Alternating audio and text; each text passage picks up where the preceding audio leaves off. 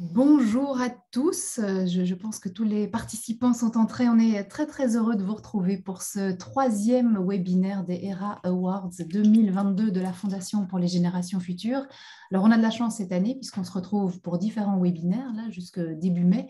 Et puis ensuite on aura le grand plaisir de se retrouver pour la cérémonie de remise des prix qui aura lieu le 10 Quand mai on à va rester en parallèle l'UMAD. avec Alors, j'entends quelques voix. Je ne sais pas si on a bien coupé les micros de tous nos participants. Donc, on est ensemble ce matin pour évoquer les travaux qui ont été primés en économie soutenable et en finance soutenable et responsable. Voilà, les prix, donc tous ces prix dont on va parler ce matin, ben, ont la chance de bénéficier de partenaires. Donc, il y a IBA, qui est leader mondial de la protonthérapie dans le traitement contre le cancer, qui soutient tous les ERA Awards. Et puis après, on a des partenaires spécifiques pour chacun de nos prix. Et ce matin, pour l'économie, il y a la région Wallonne et l'Agence Wallonne de l'air et du climat. Et pour la finance, il y a Financité, qui est une ASBL dont le but est de développer la recherche, l'éducation et l'action en matière de finances responsables et solidaires, dans le but donc de contribuer à une société qui soit plus juste. Et ça rejoint évidemment les ambitions de la Fondation pour les générations futures, qui est persuadée qu'on peut transmettre un monde habitable à nos enfants à condition d'adopter systématiquement une démarche de pensée et d'action à 360 degrés, donc qui tiennent compte de critères sociaux, économiques, environnementaux et participatifs. Et évidemment, tous les mémoires dont on va parler ce matin s'inscrivent pleinement dans cette démarche-là.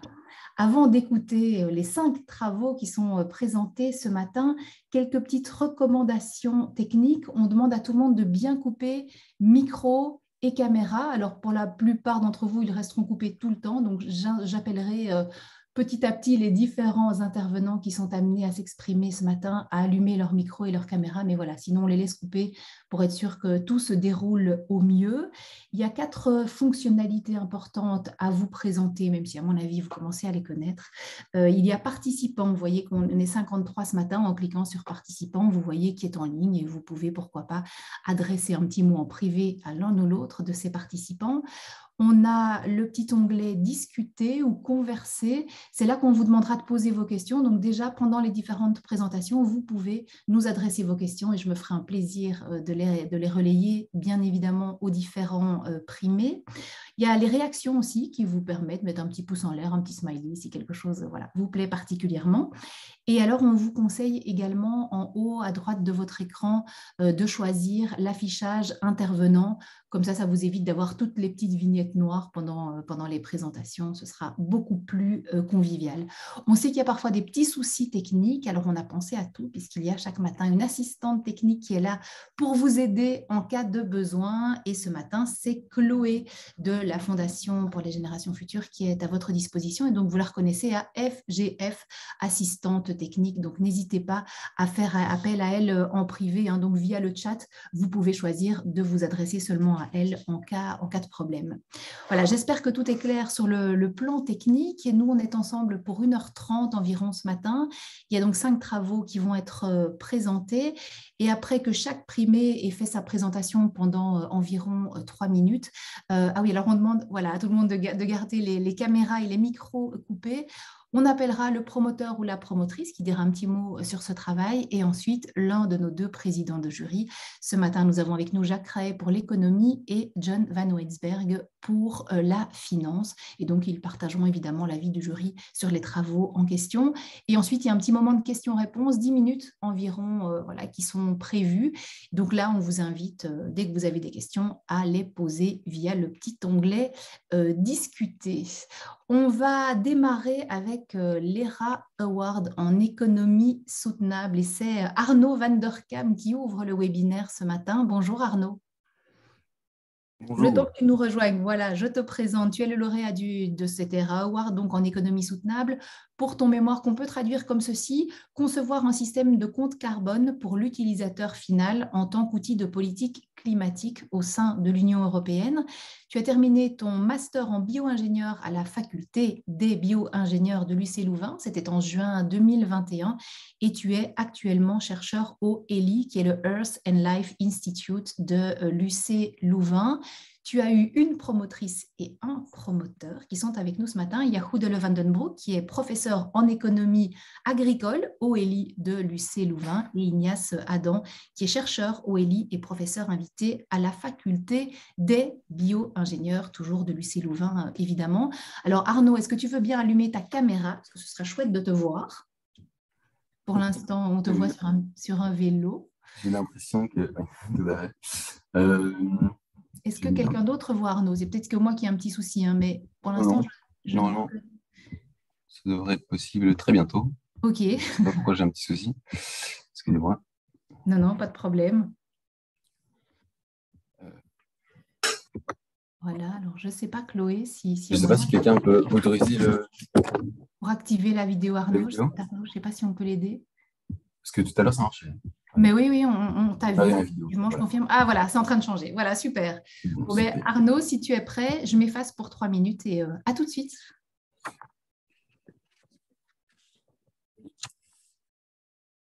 Vous avez déjà vu du CO2? Bien sûr que non. Le CO2 est une molécule invisible et c'est bien là l'un de ses gros problèmes. Nous savons que réduire les émissions de CO2 est un enjeu prioritaire, mais la plupart des gens sont encore perdus car ils ne voient pas vraiment l'impact des changements qu'ils apportent à leur consommation. Imaginez que, en tant que citoyen de Zero Carbon Land, vous ayez accès à une application ou un programme qui vous permet de visualiser instantanément, puis chaque semaine, mois et année, les émissions qui se cachent derrière les biens et services que vous consommez. Concrètement, si vous achetez une nouvelle voiture, vous payez son prix classique et, en parallèle, un montant en unité carbone équivalent à l'empreinte carbone de production du produit. Ce montant est retiré de votre compte carbone que vous pouvez consulter à tout moment et avec des résumés périodiques. Rassurez-vous, à Zero Carbon Land, vous recevez gratuitement chaque année une quantité d'unités carbone qui vous permet de vivre une vie décente. Si vous désirez des unités carbone supplémentaires, vous devez les acheter à l'Agence centrale du carbone. La quantité annuelle d'unités supplémentaires disponibles diminuerait chaque année en phase avec les objectifs climatiques. Les biens et services publics seraient assurés par l'État avec une quantité de carbone, elle aussi limitée. Bon, revenons sur l'exemple de la voiture. Imaginez 3 acteurs. Un site minier, une usine qui produit annuellement 50 voitures avec ce que lui fournit le site minier, et puis vous, qui achetez l'une de ces 50 voitures. Imaginons que le site minier extrait chaque année pour l'usine une quantité de charbon équivalente à un montant de 50 000 unités carbone. Tout commence alors avec le site minier qui sera en dette d'un montant de 50 000 unités carbone envers l'Agence de contrôle du carbone. L'usine paiera ensuite 50 000 unités pour l'énergie et la matière fournie nécessaires à la production des 50 voitures qu'elle produit. Donc, produire une voiture demande 1000 unités. Donc, si vous voulez toujours acheter une de ces voitures, vous devrez remettre 1000 unités à l'usine. En fait, chaque entreprise doit recevoir de ses clients autant d'unités carbone qu'elle remet à ses fournisseurs. Pour chaque acteur, le principe est donc ce qui entre égale ce qui sort. L'entrée initiale des unités carbone, c'est toujours via les citoyens et parfois l'État. Mon mémoire a consisté à évaluer, via une méthode de carte de choix, les préférences d'un échantillon de 278 personnes par rapport à un tel système.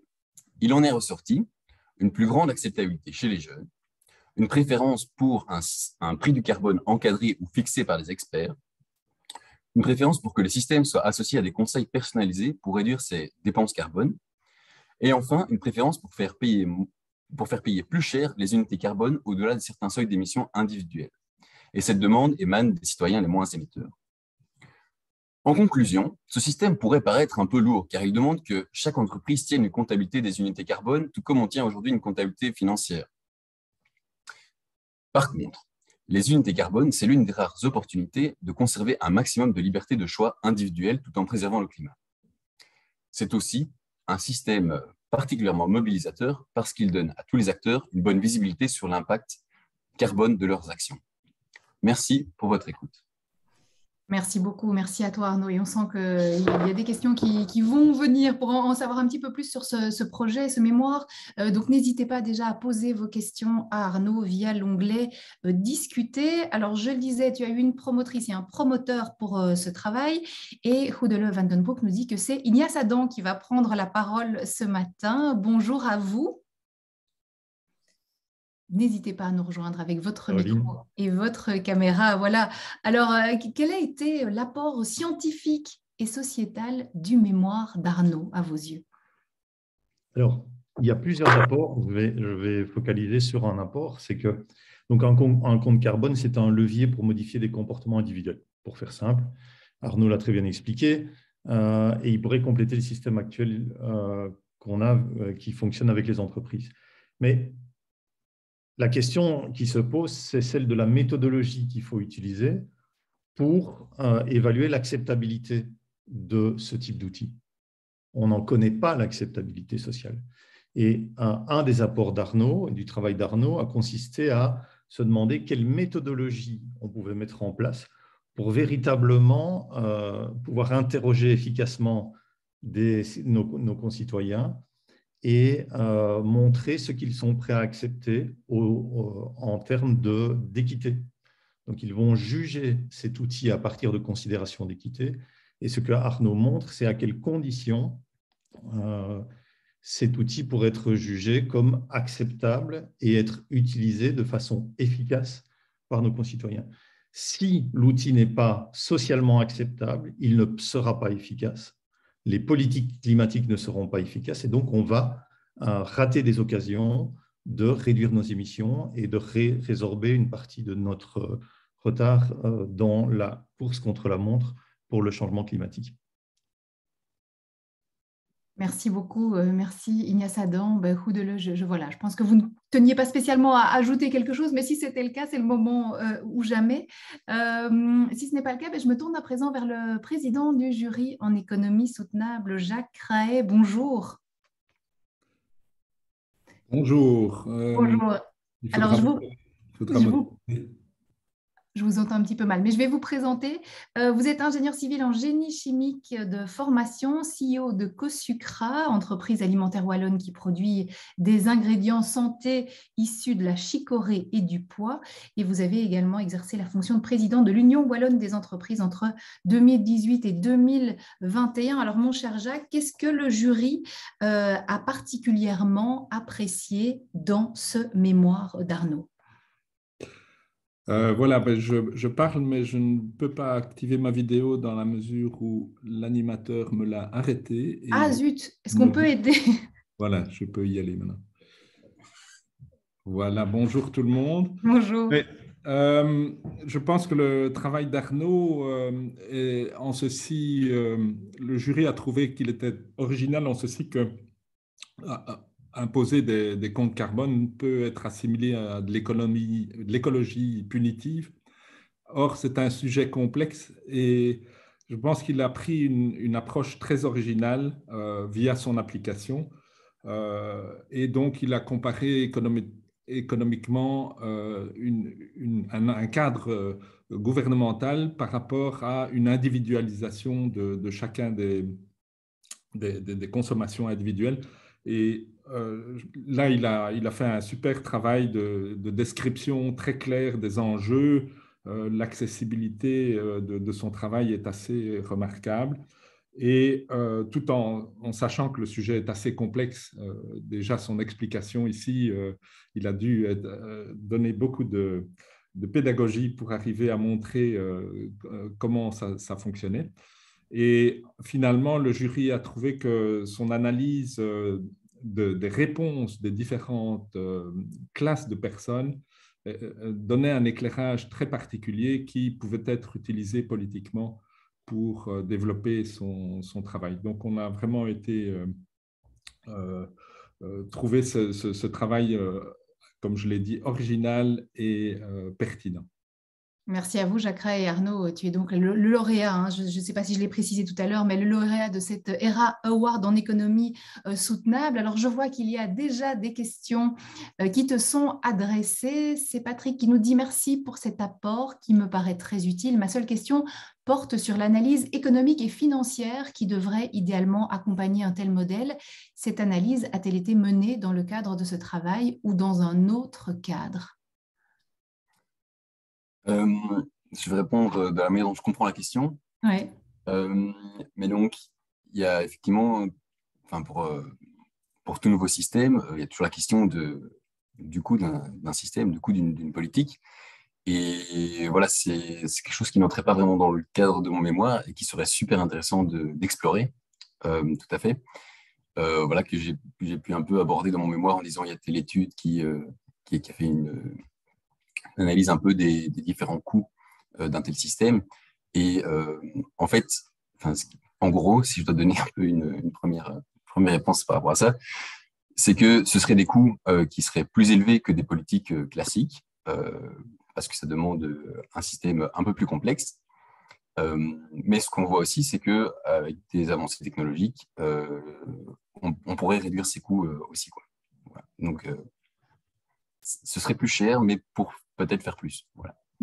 Merci Arnaud. Bon, Patrick, j'espère que ça répond à votre question. Si pas, n'hésitez pas à nous renvoyer une petite question et à vous tous aussi qui nous écoutez, évidemment. Hélène nous dit « Félicitations Arnaud, très beau travail. Partant des résultats de ton étude, comment vois-tu la mise en œuvre concrète de cet outil ?» C'est une question, c'est un peu une question qui est venue pendant le mémoire, mais aussi par après le mémoire. Ça n'arrête pas de travailler. Mais en fait, on va dire il y a des outils politiques beaucoup en œuvre et en fait qui sont beaucoup plus clairs dans la plupart, dans la tête de presque tout le monde quand on parle de taxe carbone ou quand on parle de système d'échange d'émissions pour les grandes entreprises. La plupart des gens voient quand même de quoi on parle. Quand on parle de compte carbone, en fait, il y a plein de possibilités. Et dans le mémoire, en fait, on s'est intéressé à on s'est intéressé à comment est-ce qu'on construit un système de compte carbone et quelles sont un peu les différentes options. Et en fait, il y a plein d'options partout. Donc, en fait, je crois que pour la mise en œuvre, la première chose qu'il faut faire, c'est de discuter de toutes les différentes options qui sont possibles. Et donc, mon mémoire est une première approche sur quelques aspects, en fait. Voilà. Mais je crois qu'il y a plein d'éléments à aller chercher. Donc, au niveau de la mise en œuvre, en fait, moi, ça me paraît un peu trop tôt. Il faut d'abord discuter des différents éléments qui composent le compte carbone, quoi. Et alors, il y a aussi un élément que je voulais rajouter.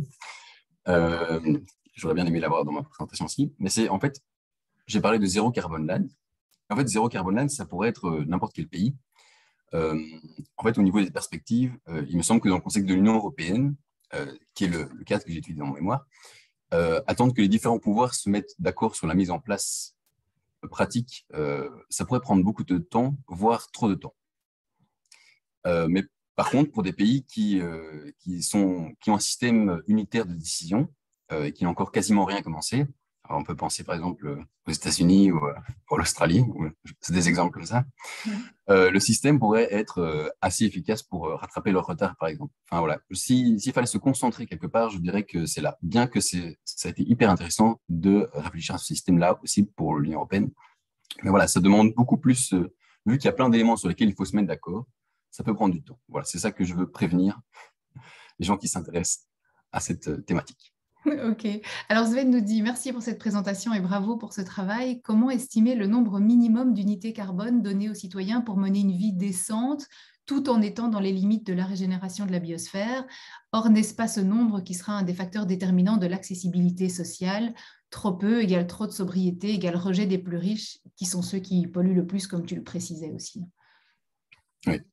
Tout à fait. Donc oui, effectivement, il y a plein de questions qui se posent et c'est là une des grandes questions.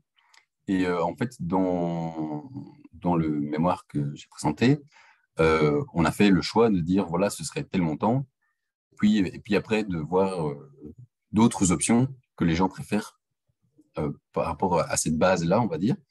Mais d'autres bases sont imaginables. Donc voilà, c'est pas cet élément-là que nous, on a mis en évidence, on l'a mis de manière un peu arbitraire en essayant de voir les objectifs climatiques. Voilà. Mais d'autres systèmes sont possibles. Donc, je n'ai pas de réponse directe à cette question. D'accord. Alors, on nous demande aussi, Arnaud, si tu comptes te lancer sur cette voie, je pense qu'on reparlait de l'analyse économique et financière. Voilà, n'hésite pas à collaborer avec la Louvain School of Management donc pour cette partie financière. Et Patrick, justement, qui te parlait de cette analyse tout à l'heure, dit merci pour la réponse, mais je pense qu'une analyse économique et financière ne se limite pas à une étude des coûts. Je pense en particulier à l'ouvrage d'Alain Grandjean et Julien Lefournier intitulé « Les illusions de la finance verte ». Alors, connais-tu cet ouvrage et qu'est-ce que ça te cette inspiration? Je ne reconnais pas l'ouvrage, mais je reconnais le nom de Alain Grandjean. J'ai déjà lu un livre.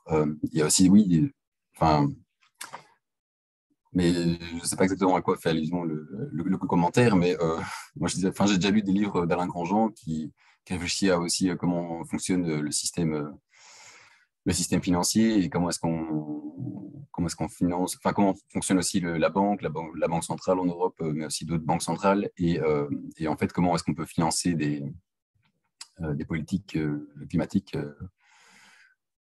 Voilà, mais ça c'est, je ne saurais pas répondre plus à ce Cette commentaire. question-là, ok. Alors, Dorian qui nous dit sûrement à l'impact sur la consommation et donc la croissance.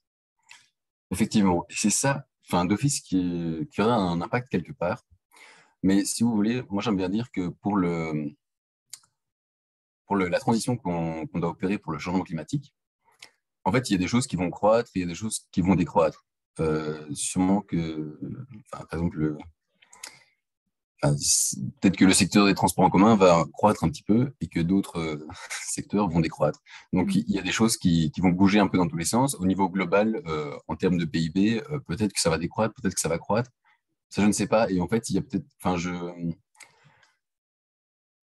le compte carbone, c'est un système qui permet de dire, on est sûr qu'on va réduire les émissions de CO2 et, euh, et en fait, peu importe l'indicateur PIB, quoi. Voilà, c'est un Ouais. peu ça. Donc, il n'y a pas de position prise par rapport à la croissance ou la décroissance, mais il faut qu'on réduise les émissions carbone. Voilà. Donc, Ouais. si vous voulez, c'est un peu un encastrement de l'économie au sein des limites écologiques. Et par exemple, si on parlait de cette application, est-ce qu'il y aurait une obligation pour les producteurs de biens et services au moment justement où ils nous vendent une voiture, de dire, ben tiens, voilà, cette voiture a coûté autant et on la rajouterait sur notre compte carbone? Comment Oui. est-ce que ça pourrait fonctionner? Et puis peut-être sur base volontaire aussi, parce qu'est-ce qu'on peut obliger tous les citoyens à tenir un compte carbone et à arriver à la neutralité? C'est une autre question. Oui. En fait, il y a un petit peu des outils qui se développent de manière volontaire, qui permettent, par exemple, quand on achète des biens et services, d'avoir un coefficient qui soit lié à ce qu'on achète, et qui permet d'avoir un peu une idée de ces émissions. Donc ça, c'est quelque chose qui se développe, c'est des outils qui se développent un peu de manière volontaire. Mais on doit faire la démarche en tant que consommateur pour savoir combien on a Exactement, consommé, hein. Ouais. c'est ça. Donc voilà, ça, c'est un outil qui existe déjà. Donc s'il y a des gens qui sont intéressés par ça, c'est possible. L'idée un peu, c'était de voir, OK, si on veut mettre, si on veut s'engager tous dans ce, dans cette lutte contre le changement climatique, Mhm. comment est-ce qu'on peut mettre en place une politique qui permet à tous d'avoir une vision sur les émissions qu'on a. Et en fait, quand je dis tous, c'est les citoyens comme les entreprises aussi. En fait, ça, parce qu'aujourd'hui, on fait de la comptabilité carbone, mais pour chaque produit, on doit trouver énormément de données parce qu'on n'a pas de données en amont, en fait. Enfin, Mhm. c'est tous des calculs compliqués, alors que si c'est plus une comptabilité intégrée, on arriverait à... Ça demande plus, enfin, ça demande que tous les acteurs se coordinent, mais le résultat est au final plus simple pour trouver l'empreinte d'un produit. Ouais, ouais. Alors, encore une petite question. Alors, il y a Patrick qui nous dit pour info, une association française Carbone 14 s'est spécialisée dans la consultance en ce domaine. Et puis, je terminerai avec le message de Benoît qui nous dit bravo Arnaud pour ces nouvelles perspectives.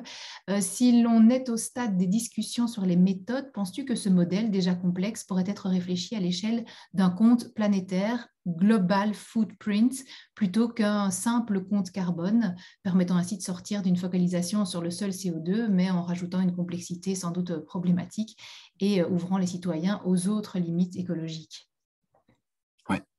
Mais en fait, enfin, de base, si j'avais pu faire un mémoire où on parlerait d'un système mondial, j'aurais trouvé ça très intéressant. Euh, mais un système mondial, ça demande encore plus de temps à être mis en place. C'est déjà qu'on n'a pas enfin, on a une sorte de parlement mondial avec les Nations Unies, mais on n'a pas de gouvernement mondial. Donc, si on n'est déjà pas à ce stade-là, ça me semble compliqué d'imaginer un outil politique pour cette étape-là qui n'a même pas de gouvernement. Mhm. Euh, mais Oui, et au niveau de différents aspects, en fait, ici, moi, c'est un outil que qui est ici présenté pour le carbone. Si ça inspire d'autres personnes pour d'autres limites planétaires, pourquoi pas, allez-y. Je mettrai quand même une petite remarque, c'est que par exemple, si on veut s'intéresser à la biodiversité, ce serait bizarre d'avoir des comptes biodiversité par personne et la métrique serait vraiment très très complexe. Enfin, je ne sais pas très bien comment, avec quel indicateur on arriverait à faire ça. Alors que le CO2 est déjà quelque chose de beaucoup plus qu'on peut beaucoup plus cadrer. Voilà. Et donc c'est pour un aspect d'efficacité qu'il y a eu un focus sur le carbone et que le carbone a quand même aussi beaucoup d'impact sur d'autres limites planétaires et donc limiter nos émissions de CO2 aura a priori plutôt des effets positifs sur d'autres limites planétaires. Voilà. Merci beaucoup Arnaud et bravo encore à toi. Merci à ta promotrice et à ton promoteur, Goedele van den Broek et Ignace Adam et Jacques Ray. On vous retrouvera dans quelques minutes. On va découvrir à présent le travail de Colline Guéry. Bonjour Colline, j'espère que tu nous as rejoints. Bonjour, est-ce que vous m'entendez bien? Ah voilà, super, on t'entend super bien. Alors, tu as été nominé pour cette Terra Award en économie soutenable pour ton mémoire dont on peut traduire le titre comme ceci: Mode circulaire, une enquête sur les barrières et les moteurs des consommateurs belges influençant leur intention d'achat de slow fashion. Tu as terminé ton master en sciences de gestion à HEC Liège, donc école de gestion de l'U-Liège. C'était en juin 2021 et tu es aujourd'hui business analyst chez Odoo. Tu as eu comme promotrice Cécile Delcourt, qui est professeure en marketing à HEC Liège, spécialiste en management des services, expérience client et comportement durable des clients. Alors, Colline, je ne te vois pas encore. Est-ce que ta caméra est activée? Voilà, Oui. je te vois. Voilà, super. Est-ce que c'est bon pour toi? Est-ce que tu es prête? Oui, je suis prête. Super. Alors, on se retrouve dans 3 minutes. À tout de suite. Qui n'a jamais acheté des vêtements sans vraiment en avoir besoin et sans y réfléchir?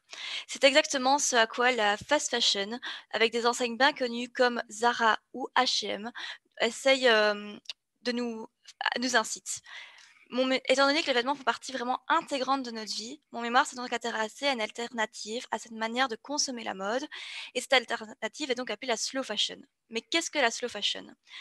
C'est une alternative qui cherche à inclure plus de durabilité environnementale, mais également sociale, à la manière dont on produit et dont on consomme les vêtements.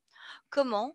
Par exemple, en mettant une importance sur le bien-être des travailleurs, des salaires décents, en ayant des processus de fabrication plus respectueux de l'environnement, en ayant une production locale et transparente, en privilégiant la qualité à la quantité ou en ayant un style intemporel afin qu'on puisse garder nos vêtements plus longtemps.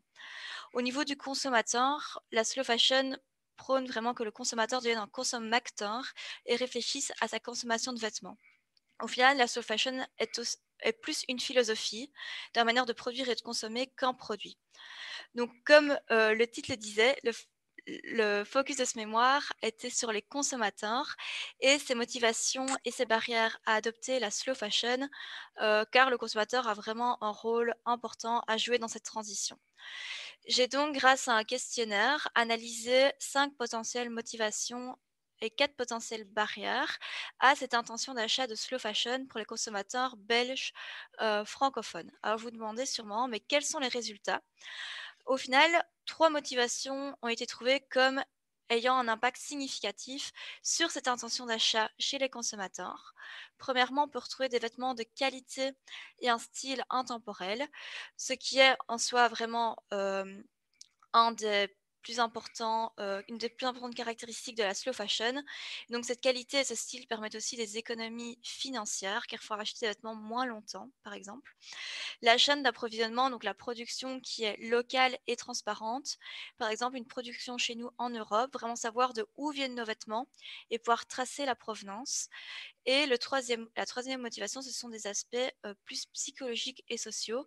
Donc, qu'est-ce que ça veut dire? Par exemple, le fait d'éviter la culpabilité en achetant des vêtements qu'on sait qui ne sont pas durables ou n'ont pas été fabriqués dans de bonnes conditions, ou avoir, par exemple, être accepté socialement par les personnes autour de nous, par nos pairs. Donc ça, c'est au niveau des motivations. On a pu aussi mettre en avant 2 barrières qui pourraient empêcher les consommateurs de consommer cette slow fashion, adopter la slow fashion. Donc le prix est perçu comme plus élevé. Maintenant, il n'y a pas eu d'études pour savoir si le prix est réellement plus élevé ou pas.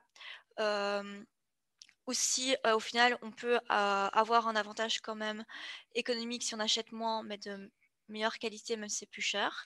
Et le manque de confiance dans les marques qui seront vues comme durables. Donc par exemple les consommateurs ont peur du greenwashing ou n'ont pas confiance dans des labels écologiques. Il y a d'autres facteurs qui avaient été analysés, mais qui étonnamment n'ont pas été sont pas significatifs, en tout cas dans cette étude. Il s'agit par exemple de la connaissance des préoccupations environnementales et sociales qui ici n'ont pas eu un impact significatif sur l'intention d'achat, mais qui pourrait peut-être en avoir dans d'autres contextes. Donc à la suite, il y a des recommandations qui ont été formulées à l'attention des acteurs de la slow fashion et comment est-ce qu'ils pourraient vraiment tirer parti de ces conclusions afin d'inciter les personnes à consommer la mode plus durablement. Merci beaucoup. Merci à toi, Colline. Alors, on te retrouve évidemment dans quelques minutes pour les questions-réponses. Si vous avez déjà des questions à adresser à Colline, n'hésitez pas. Notre partie discussion est à votre disposition. Cécile Delcourt. Donc, je rappelle que vous êtes, bonjour, vous êtes la promotrice de ce mémoire. Comment le travail de Colline fait-il avancer la réflexion ou les pratiques dans son domaine de recherche ? Bonjour à tous et à toutes. Colline ne l'a pas vraiment souligné, mais elle s'est vraiment intéressée à une partie prenante clé, mais sous-investiguée dans la recherche sur la mode circulaire, à savoir les consommateurs. Or, si les consommateurs ne sont pas convaincus de la valeur ajoutée d'un produit ou d'un service plus durable, ils ne l'achèteront pas, même si l'événement et le modèle d'affaires plus durable est bien conçu. Et donc, Colline a vraiment visé à bien comprendre ses consommateurs. Donc ça, c'est vraiment une grande plus-value de son mémoire. Et donc, à ce titre, a eu pour objectif d'avoir la vue la plus complète en fait des freins et des motivations pour les consommateurs, à utiliser des événements issus de l'économie circulaire, mais aussi de voir parmi tous ces freins, toutes ces motivations, quels étaient finalement les plus saillants et sur lesquels les entreprises le mode durable devait absolument travailler. Je ne vais pas répéter ici ce qu'elle a excellemment résumé, mais donc ça donne vraiment des pistes très concrètes pour les entreprises qui veulent se lancer dans la mode durable, qui veulent faire avancer leur modèle pour tenter d'offrir des biens et des services qui correspondent mieux aux attentes des consommateurs. Merci beaucoup, Cécile Delcourt. J'appelle à présent Jacques Cray à nous rejoindre, président du jury de Cetera Award en économie soutenable. Jacques, quels sont les éléments que vous avez appréciés, les membres du jury, dans le mémoire de Colline ? Donc le travail de Colline aborde un enjeu de société majeur qui est assez connu quand même par ses impacts notamment sociaux dans le travail des enfants dans les pays en Asie. Son approche 360 degrés est vraiment très bien menée et prend donc en compte tous les 4 aspects. Il y a des aspects théoriques qui sont traités de manière très convaincante et s'appuie sur cette étude extensive qu'elle a décrite au sein de la population belge.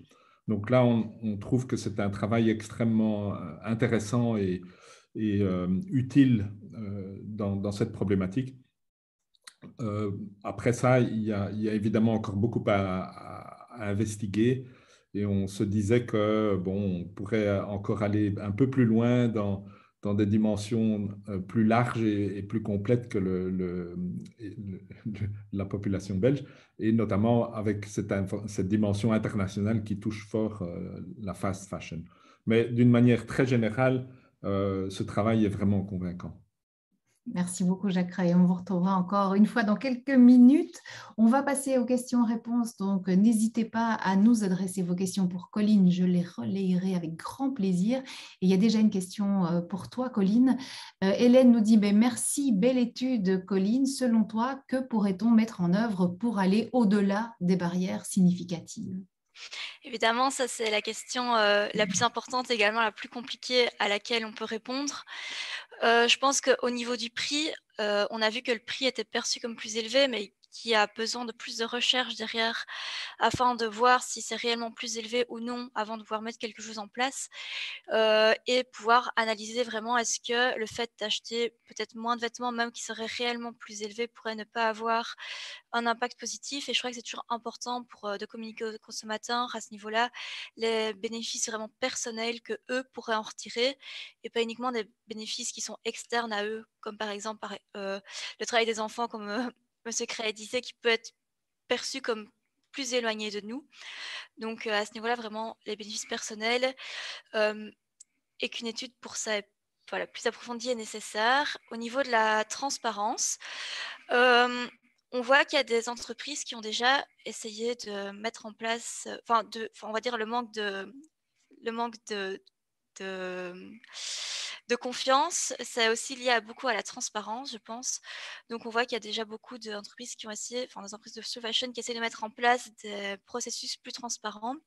Par exemple, en achetant un vêtement, permettre aux consommateurs de voir le pays dans lequel il est fabriqué, de où ça provient, d'avoir des visites virtuelles, par exemple, de l'endroit de fabrication. Ça peut être des pistes, mais je pense aussi qu'il y a beaucoup à faire au niveau réglementation, pouvoir introduire plus de transparence et d'avoir des labels vraiment qui sont reconnus au niveau international, par exemple, et aussi avoir des reporting au niveau de où proviennent les matériaux et comment ils ont été fabriqués, pas uniquement au niveau de l'assemblage final. C'est évidemment, c'est ce qui est le plus compliqué dans la supply chain de la mode. C'est pas facilement traçable et je crois que c'est vraiment un travail international aussi à faire. Oui, et puis à t'entendre, ça demande quand même de la part des entreprises des moyens de communication énormes pour s'adresser aux consommateurs. Parce qu'aujourd'hui, ceux qui vantent le mieux leurs produits slow, entre guillemets, c'est finalement les grosses enseignes quand ils mettent un peu de produits recyclés Oui, c'est ça. dans leur vêtements. Et c'est exactement pour ça aussi que les consommateurs ont un manque de confiance parce qu'on voit tellement de grandes enseignes de fast fashion qui essayent de faire un peu de greenwashing en disant c'est recyclé, c'est du coton bio, etc. Que quand une entreprise vraiment locale ou plus, en tout cas plus durable, le fait également, ils n'ont pas, ils ne voient pas spécialement la différence puisqu'il n'y a pas de règles claires sur ce qui est correct ou non. Mhm. Alors, encore une question pour toi. Bonjour, merci pour cette présentation et félicitations pour ce travail. Au-delà du prix et de la confiance, ton étude a-t-elle révélé d'autres barrières? Par exemple, les consommateurs sont-ils suffisamment sensibilisés et informés sur les impacts de leur choix? Alors, au niveau des barrières vraiment significatives dans cette étude, non, on avait, par exemple, j'ai analysé un critère qui aurait été le fait de connaître, d'avoir vraiment des connaissances sur les impacts. Est-ce que ça aura est-ce que ça aurait une influence sur l'intention d'achat? Contrairement à ce qui aurait été prévu, c'est pas retrouvé significatif. Maintenant, ça peut être aussi des biais de l'étude qui pourraient être analysés plus en profondeur dans une autre étude. Parce que c'est vrai qu'en général, ce qui s'est dit, c'est que si on est informé, ça a plus d'impact, mais c'est pas ce qui est ressorti de cette étude. Voilà. D'accord. Alors, ici, on a Heinz qui nous dit merci Colline. 7% des textiles au niveau mondial se trouvent dans des circuits de recyclage. Pour le reste, une idée, j'imagine que c'est une question. Que fait-on des 93 autres pourcents de textiles jetés? En général, ils sont incinérés ou enfouis. Il n'y a pas, voilà, il n'y a pas un bon recyclage aussi. Pourquoi? Parce que beaucoup de textiles sont en matière mixte, donc avec plusieurs sortes de fibres textiles et que c'est impossible de recycler, ou du moins très difficile pour le moment d'avoir une économie, enfin un processus qui permet de séparer ces différents textiles d'un même vêtement, pouvoir les recycler. Ça veut dire qu'une des clés, si on veut acheter durable, c'est aussi d'acheter des vêtements qui soient dans une matière uniquement? Ça, je peux pas vous répondre avec certitude parce que c'est pas quelque chose vraiment la matière en elle-même que j'ai analysé. Mhm. Après, c'est sûr qu'on a différentes matières et j'ai pas analysé s'il y avait une matière qui était mieux pour l'environnement ou l'autre. Donc ça, ce serait voilà, de nouveau un sujet à creuser pour la suite. Oui, alors Oulia nous dit, est-ce que la notion de mode qui est rythmée par les saisons ne pourrait pas plus encore sensibiliser les consommateurs, particulièrement les jeunes, pour être un levier sur le fait de conscientiser sur le changement de climat et des saisons, des marges que représente le prix, les kilomètres parcourus sur les étiquettes, par exemple? Oui, ça pourrait être une solution. C'est vrai que pour le moment, on voit au niveau même des, des saisons, quand on a des compagnies comme H&M ou Zara qui ont 12, 24 cycles par an. Donc quasiment, ils en sortent un tous les mois, un toutes les semaines. C'est c'est pour ça que enfin, on va dire la slow fashion veut justement avoir une saison, enfin deux se retrouver, une saison été, une saison hiver, et avoir moins cette notion de mode derrière. Après, oui, voilà, sur les étiquettes, ça peut être une solution. Oui, c'est ça, hein. D'être informé, au moins on pourra faire nos choix en conscience. Heinz qui nous dit aussi, et les fibres, nous avons tous au moins 7 sortes de plastique dans notre corps. Le textile est responsable. Une idée? Je sais pas si c'est vraiment une question ou une réflexion plus Ouais. personnelle, mais voilà, en effet, il y a beaucoup de même de plastique. À chaque fois qu'on lave des vêtements, il y a des millions de microplastiques qui sont relâchés dans l'eau et qu'on ne sait pas filtrer et qui se retrouvent au final dans les océans. Et puis voilà. Ouais. Alors, Benoît nous dit, ben, super et utile approche, Colline. As-tu pu, depuis que tu travailles pour Odoo, un autre business, aller au contact de ces entreprises de la mode durable, dont plusieurs petits acteurs ont dû malheureusement mettre la clé sous le paillasson ces dernières années et en parallèle se concentrer sur des contacts avec un grand acteur en particulier? Je pense à CEA par exemple, car ils ont créé en parallèle plusieurs fondations, notamment sur le coton bio et sur les autres aspects, ben là, pour tenter une influence plus en profondeur ou est-ce illusoire? Alors, je ne suis pas allée au contact spécialement pour promouvoir. J'ai eu des contacts avec un magasin de slow fashion qui était à Bruxelles et à Liège, qui était intéressé par mon étude et qui a demandé mon travail. Mais après, je suis pas allée au contact de grands. J'ai pas continué spécialement ma recherche au contact euh, de De grandes grands enseignes comme groupes. CA. C'est quelque chose qui est vraiment intéressant et que si j'avais le temps, je continuerais évidemment. Euh, donc voilà. Mhm. Alors, on va prendre une dernière question de Sven. Merci pour cette présentation. Êtes-vous d'accord avec l'adage « Nous sommes trop pauvres pour acheter bon marché. Si payer 2 fois plus cher des vêtements permet de les garder 4 fois plus longtemps, alors nous faisons d'abord face à une bataille culturelle que la fast fashion gagne par ses investissements dans le marketing. Ne faudrait-il pas tacler la fast fashion sur son marketing ou booster celui de la slow fashion ?» Oui. Alors moi, je suis pas spécialement d'accord avec cet adage-là. Je pense que c'est plus facile à dire qu'à faire, mais c'est une manière. Il faut vraiment changer. Ça, c'est vraiment un changement de mentalité qui, évidemment, dans une société, est compliqué à faire changer. Comme on le dit, si on achète moins de vêtements, mais qui sont un peu plus chers, c'est pas nécessairement pour ça que on va avoir un budget plus élevé. Donc, c'est un changement de mentalité à adopter chacun, enfin individuellement. Après, évidemment, je crois qu'au niveau investissement marketing, les enseignes de fast fashion ont beaucoup plus de moyens que les petites enseignes de slow fashion. Et donc, c'est pas évident pour des petites enseignes de se faire une place. Et les consommateurs, évidemment, ne voient que les marketing des grosses enseignes. Et à force de répétition, c'est compliqué de changer. Je crois que c'est vraiment un changement global, mais en dans des petites actions, en parlant autour de soi, en montrant que c'est possible, on peut faire changer une personne qui va faire changer une personne, etc. Alors, on terminera avec cette réflexion. Les vêtements fast fashion sont tellement bon marché, ce n'est pas payer 2 fois plus cher, mais 5 à 10 fois plus cher. C'est vrai que c'est parfois le cas aussi. Merci beaucoup, Colline. Bravo pour ce travail. Merci aussi à Cécile Delcourt et Jacques Ray. On le retrouve encore dans quelques minutes parce qu'on va passer au troisième travail qui a été remarqué dans ces Terra Awards en économie soutenable. On va accueillir Anne Lallemand. Bonjour Anne. Bonjour. Voilà, bonjour. Alors Anne, tu as été nominée pour ton mémoire intitulé Le Vallon du Ninglingspo à l'épreuve de l'expansion du tourisme. Quelle gouvernance et quelles institutions pour concilier développement économique et soutenabilité environnementale. Alors, tu as terminé ton master en politique économique et sociale à l'UC Louvain en juin 2021 et tu es actuellement enseignante détachée à la fonction de directrice du premier degré secondaire au Collège Saint-Remacle de Stavelot. D'ailleurs, c'est de là que tu nous accueilles ce matin. Et tu as eu comme promotrice Géraldine Thierry, qui est économiste écologique. Elle enseigne à l'ICHEC et à l'UC Louvain et ses recherches portent sur les nouveaux indicateurs de richesse, les modèles économiques soutenables et l'économie du donut. On la retrouvera évidemment dans quelques minutes. Si c'est bon pour toi, on t'écoute pendant 3 minutes. Voilà. À tout de suite. Donc, vous avez certainement déjà tous enfilé des chaussures de marche, un sac à dos pour aller vous promener. Sachez que cette activité n'est pas toujours sans conséquences. L'appel de la nature est de plus en plus grand, particulièrement depuis le confinement où on nous a fortement conseillé cette activité et le très grand nombre d'adeptes qui s'est ajouté au fil du temps dans nos forêts a fait que se réalisent maintenant des situations problématiques. Notamment, par exemple, vous en avez peut-être déjà entendu parler, je vais le redire avec l'accent local, du Vallon du Ninglingspo, qui est un site naturel ayant été tellement plébiscité qu'il est maintenant victime de son succès.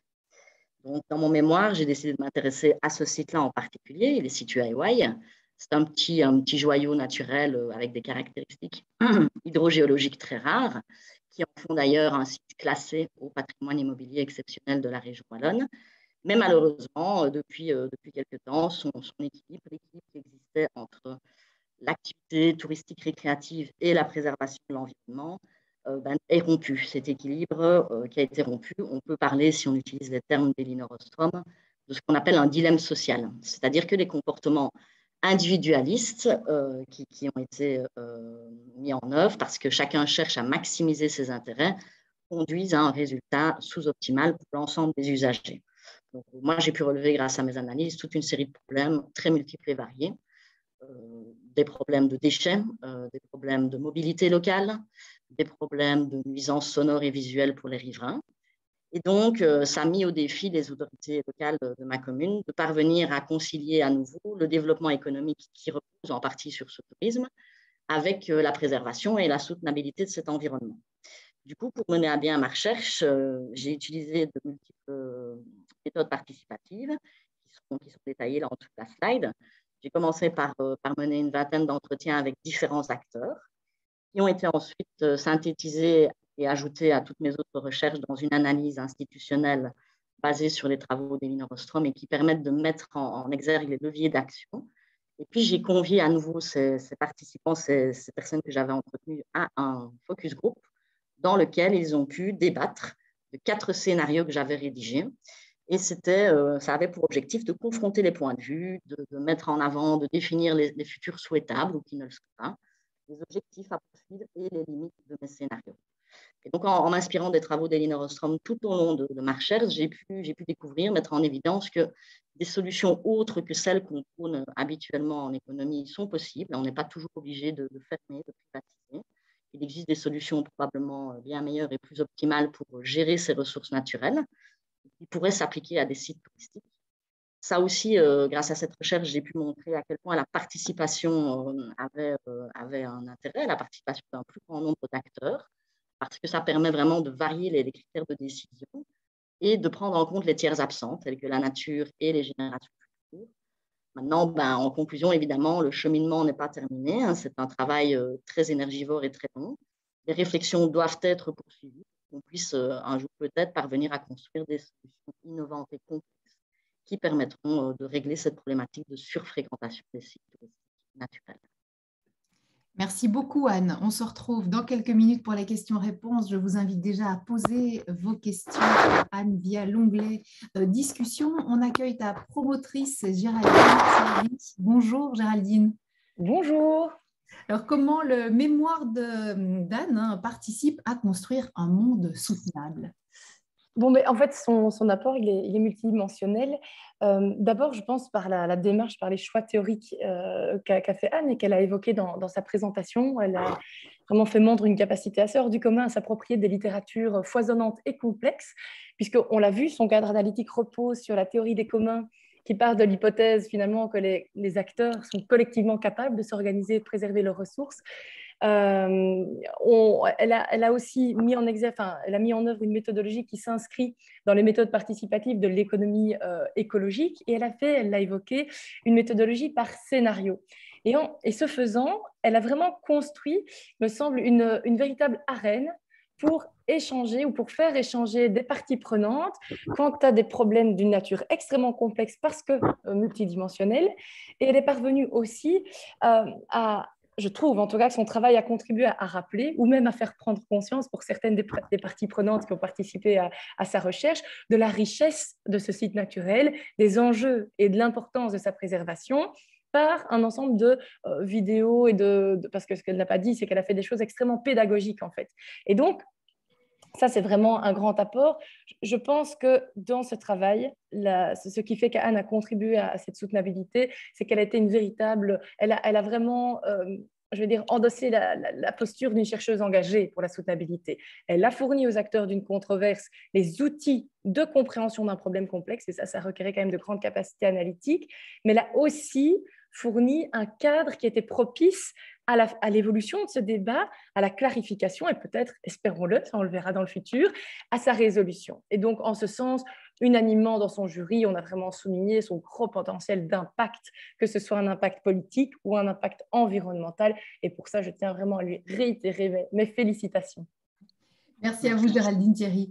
La parole revient une dernière fois ce matin au président du jury en économie soutenable, Jacques Ray. Alors, Jacques, qu'est-ce que le jury a souhaité souligner par rapport à ce travail d'Anne?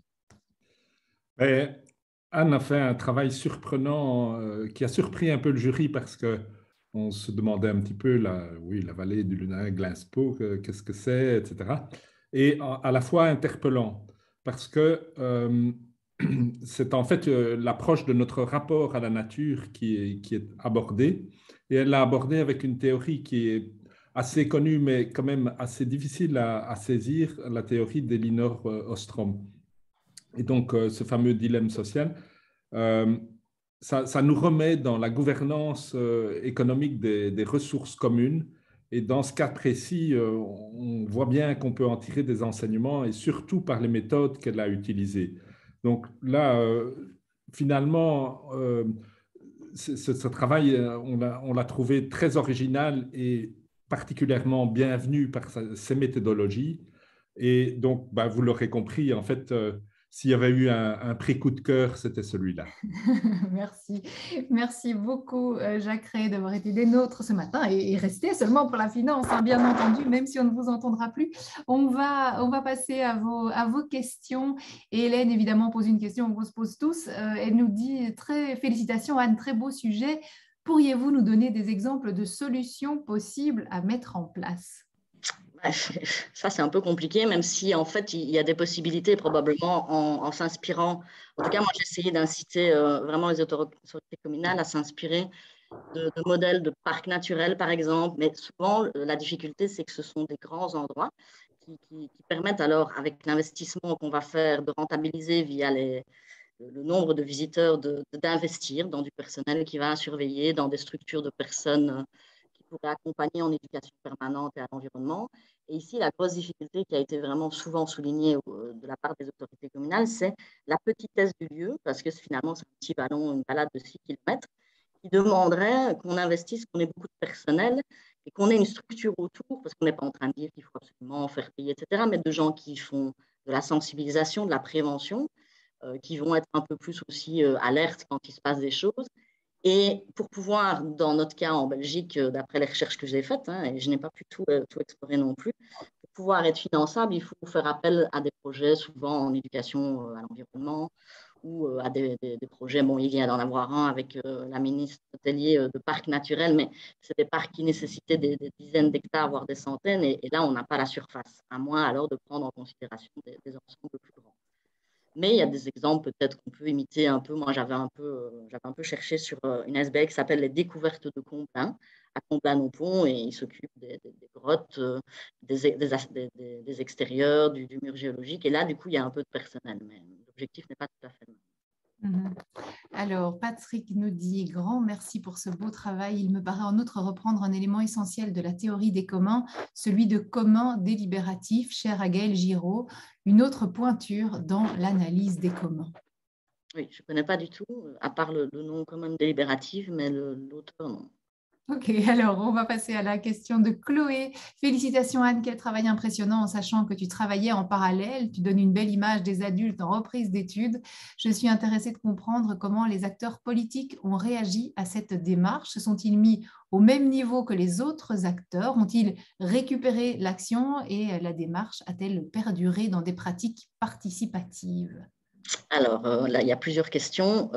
Se mettre au même niveau que les autres acteurs que j'ai rencontrés, oui, parce que le processus était fait de telle manière à ce que moi, en tout cas, j'ai essayé de ne pas faire de différence, donc les interviews individuelles et le focus group. La suite, on ne va pas dire qu'elle est très positive, puisque finalement, il y a eu très, très peu d'actions, parce que une commune a énormément de problématiques à gérer, si ce n'est aux dernières nouvelles, donc, quelques zones ont été mises en zone de restauration de la nature. Donc, on a un petit peu changé le circuit.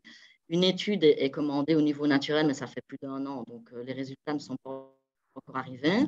Maintenant, une suite très, très positive est qu'au même moment, et donc moi j'ai plongé là-dessus, il y a eu une opération de développement rural qui a été lancée. Donc ça, c'est un processus participatif financé par la région wallonne. Donc un nouveau PCDR qui est en route, plan communal de développement rural. Et nous sommes dans les groupes de travail en ce moment, donc moi j'y participe en tant que citoyenne, occupée justement à chercher des solutions à cette problématique. Et là, avec d'autres citoyens, donc ce sera le projet des citoyens, à condition évidemment qu'il aboutisse et qu'on puisse être financé.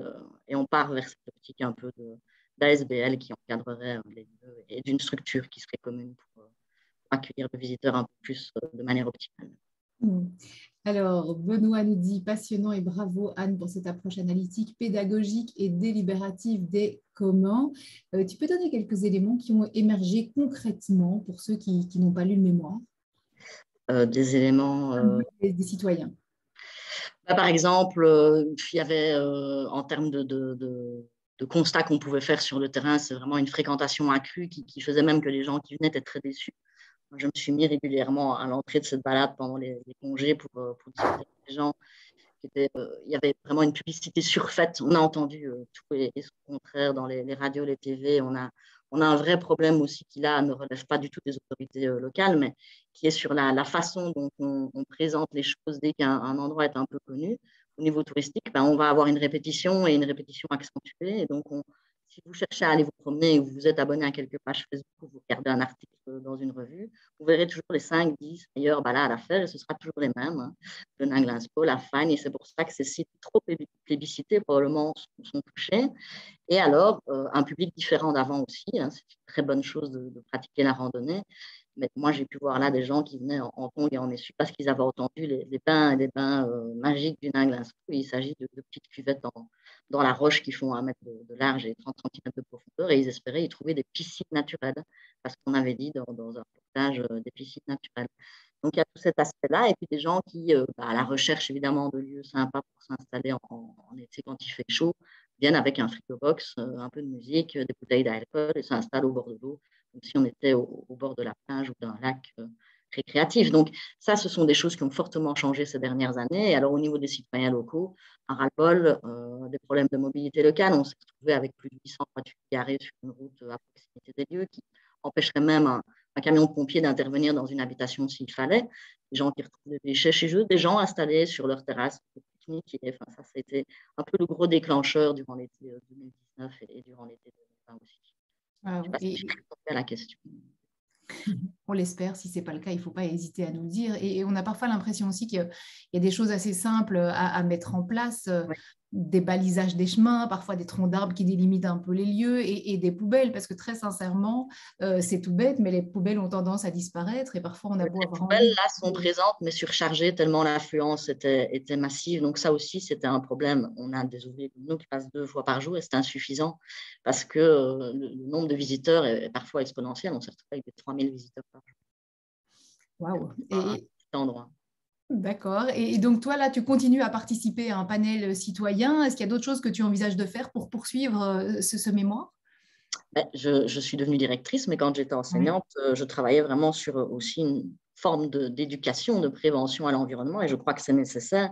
Quand on incite les gens dans l'enseignement, j'ai beaucoup de collègues qui le font aussi, à vraiment penser à un avenir en faisant attention à nos pratiques et donc à avoir ici, c'est très, très positif finalement, hein, le retour à un tourisme local et naturel, mais à condition que l'on ait des attitudes et des comportements qui accompagnent ce retour à du tourisme local. Ça ne peut pas être un bien que l'on consomme et où on s'en fout. Le suivant, on doit aussi chacun en prendre soin. Donc, je crois qu'il y a une éducation à faire sur la manière dont on va pratiquer ces activités naturelles et, et se servir finalement de notre environnement comme de quelque chose de bénéfique pour notre santé, pour nos loisirs, notre détente. Oui, oui, c'est ça. Alors, je vais prendre une dernière question. On revient à l'histoire des poubelles, hein. Pour régler ce problème, pourquoi ne pas les supprimer? Là, c'est une solution C'est quelque chose qui est en débat. Les gens disent pas de poubelles, pas de déchets. Et puis, si trop peu de poubelles, des déchets par terre. Je crois ici aussi que c'était lié au changement public parce qu'au-delà des déchets posés à terre, ce qui se passait, c'était réellement à un moment donné un problème sanitaire de toilettes. C'est-à-dire que c'était des gens pas habitués à fréquenter l'extérieur où on sait qu'on prend ses précautions et des mouchoirs un peu partout parce que les gens ne savent pas se retenir le temps d'une promenade aussi. Ouais. Toute l'éducation et toute une infrastructure et c'est parfois difficile pour des petits sites. Là, je vais un peu prendre la défense des autorités communales qui doivent gérer, alors que les publicités et la volonté du tourisme local a été vraiment lancée par la région et qui ne finance pas, qui n'aide pas forcément les petites autorités à faire face à tout ça. Mhm. Merci Anne. Voilà, on reçoit encore des informations de Patrick qui nous dit Elinor Ostrom est la première femme à avoir reçu le prix Nobel d'économie et elle n'est même pas économiste à la base. Voilà, on va s'arrêter là pour ce travail. Merci beaucoup, bravo Anne. Merci aussi à ta promotrice Géraldine Thierry et à Jacques Ray. On va passer à présent à la deuxième catégorie qui est la finance soutenable et responsable. Et j'accueille Gilles Solé. Bonjour Gilles. Bonjour tout le monde. Alors, tu as été nominé pour cet ERA Award pour ton travail intitulé, si je traduis correctement, la taxonomie de l'Union européenne comme outil de politique budgétaire verte, le cas de la Belgique. Tu as terminé ton master en ingénieur de gestion à Solvay, à l'ULB, c'était en août 2021, et tu es actuellement consultant junior en stratégie et transactions chez Ernst Young. Ton promoteur, même tes promoteurs, sont Frédéric Van den Skuren, qui est ingénieur civil, professeur externe à Solvay et qui est le CFO de Belfius Assurance, et Hugues Pirotte, qui est professeur en finance, directeur académique du master en ingénieur de gestion à Solvay. Et c'est lui qui nous rejoindra dans quelques minutes. Si tu es prêt, Gilles, eh bien, on t'écoute et on se retrouve dans 3 minutes.